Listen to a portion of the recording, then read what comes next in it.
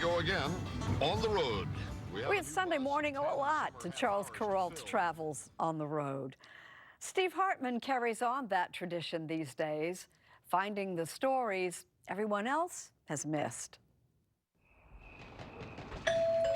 For most of us, Come in. being a good neighbor means loaning a stick of butter, maybe the occasional social visit. Hello. How are you, Kathy? But Kathy Felt of Sandy, Utah says whatever your standard, it pales compared to what her neighbors did for her.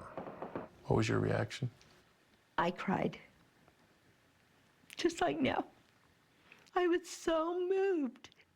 It's my miracle. Kathy's miracle began about 10 years ago. Her MS had progressed to the point where she couldn't even get into bed.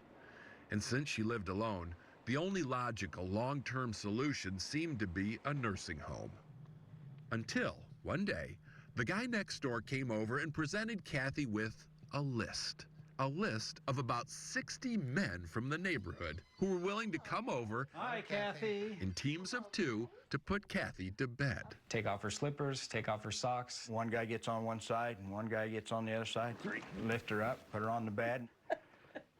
It's a process. You got to have a pillow under this foot. Things need to be just so. She finally says, I feel good. Perfect. Pull the covers up. And she's tucked in for the night. We leave the kiss out. Yeah, good, okay.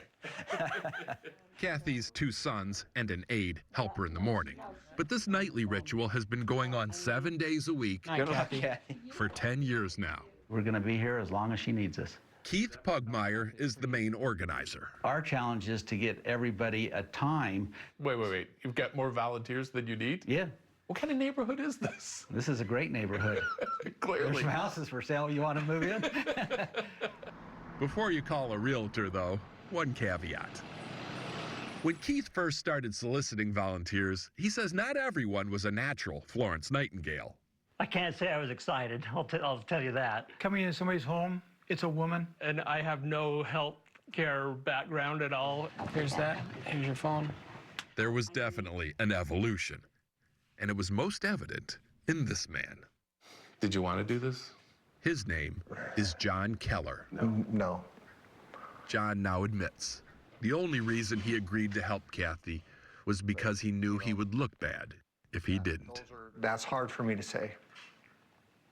I had always considered myself a good person, Christian. Then I realized maybe I'm not. I wanted to be a better person. We'll do that. Today, John says the simple act of lifting Kathy week after week has made him a profoundly better person. A good reminder that burdens are sometimes blessings in disguise. Yeah, no problem. Anytime.